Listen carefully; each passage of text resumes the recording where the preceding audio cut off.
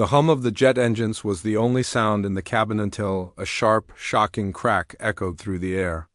Passengers froze, eyes darting toward the source, a uniformed stewardess standing rigid, her palm still hovering in the air, and a young black child recoiling in his seat, cheeks flushed with both pain and confusion. In that instant, the warmth of first-class luxury turned ice-cold. No one knew that this boy's father, seated just a few rows away, was one of the most powerful billionaires in the aviation industry. What happened next would send shockwaves through the airline and cost an entire crew their jobs.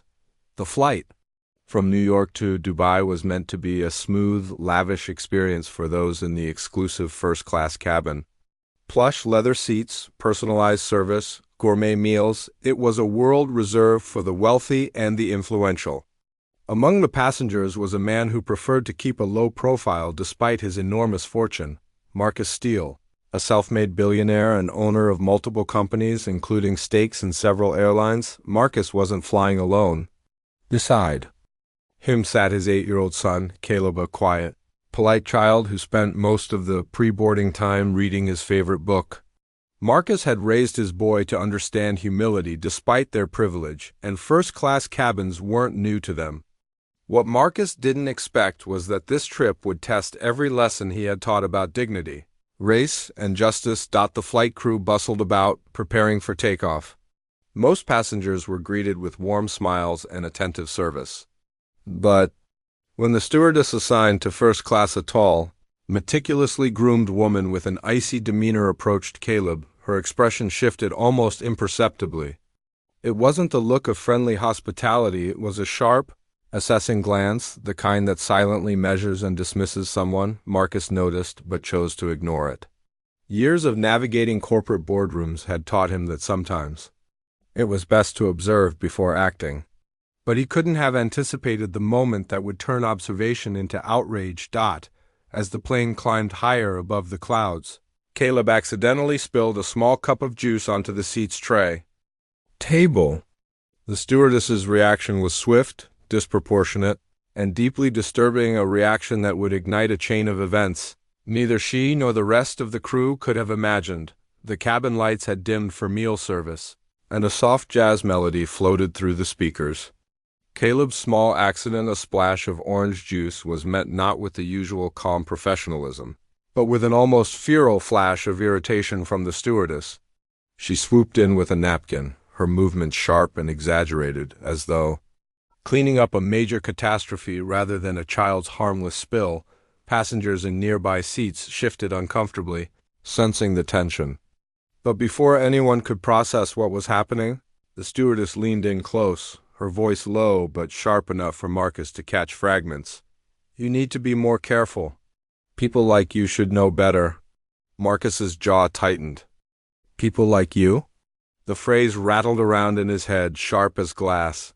He kept still, watching. He wanted to see exactly where this would go. Then it happened. Caleb, in an attempt to help, reached for the napkin in her hand. In an instant, the stewardess's open palm connected with the boy's cheek. The sound cracked through the cabin like a whip. Gasps erupted from passengers. A man in seat 2A rose from his chair before freezing, unsure if he should intervene. Caleb's eyes filled with tears, but he stayed silent, clearly shocked more than hurt. Marcus, however, felt a cold, focused fury rise within him, a fury he had learned to control but never ignore. He didn't raise his voice. He didn't leap from his seat. Instead, he slowly pulled out his phone. One quick dial connected him to a number very few people had access to, the private line of the airlines. "CO, put me through to the operations head now," Marcus said calmly when the line connected. Within minutes, calls began bouncing through corporate offices thousands of miles away. The incident, captured on multiple passengers' phones, was already making its way to internal security channels. The stewardess, oblivious to the growing storm, continued her service as if nothing had happened, occasionally glancing back at Caleb, with a look that was equal parts disdain and indifference. But Marcus wasn't looking at her anymore. He was looking at his watch, counting the minutes until the inevitable at 38,000 feet. The cabin crew received an unusual message over their secure systema.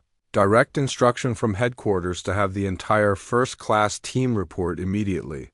Upon landing, the captain, confused but compliant, relayed the information quietly to the lead steward. By the time the plane touched down in Dubai, corporate security officers were already waiting at the gate. They weren't there for a safety inspection or a celebrity escort, they were there for the crew. Passengers whispered as uniformed officers stepped aboard, approaching the stewardess first. Her confident facade cracked the moment she saw the man in a dark suit holding a tablet with her photo on it. One by one, the first-class team was escorted off the plane. No explanations were offered in front of the passengers, but the murmurs grew louder. Caleb watched quietly from his seat, still processing what had happened. Marcus placed a reassuring hand on his son's shoulder. The stewardess's last glance toward Marcus was a mix of confusion and dawning horror. She still didn't fully understand who he was or the influence he held, but she was beginning to realize that this wasn't going to end with a simple write-up or customer complaint. In the private terminal, Marcus finally made his presence known. He walked past the detained crew without a word, flashing his VIP security badge emblazoned with the logo of the parent company that owned the airline. The lead operations manager, now visibly nervous, met Marcus with a quiet, "Sir, we've been informed of the incident. The board has already approved your directive." The directive was simple and final: immediate termination of the crew involved. With an internal investigation into the airline's diversity and sensitivity training, within 24 hours, the incident made headlines. Billionaire's son slapped on first-class flight, entire crew fired dominated news feeds, sparking debates about racial bias in customer service industries. Passenger videos circulated across social media, each frame replaying the moment. The stewardess's hand struck Caleb's face. Public reaction was swift and divided. Some expressed outrage that such behavior could occur in a supposedly elite service environment, while others, predictably, attempted to downplay the racial undertones. But for Marcus, the public debate was irrelevant. His focus was on his son and on ensuring that no child, regardless of race or background, would be treated as less than human in such spaces.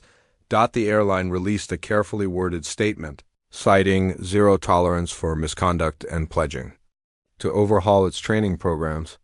Behind the scenes, Marcus's influence ensured that this wasn't just a PR exercise.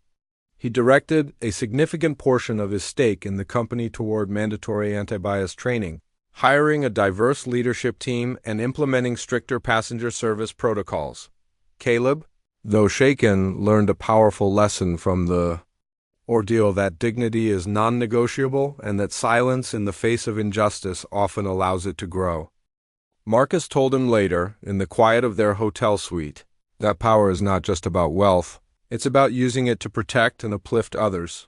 The stewardess and her colleagues faded from public memory, but the policy changes they unintentionally triggered reshaped the airline's culture. For Marcus, it was never about revenge, it was about accountability. And as the story spread, it left behind a lingering question for every viewer, every passenger, and every airline employee. If you saw injustice unfolding before you, would you stay seated or would you take action?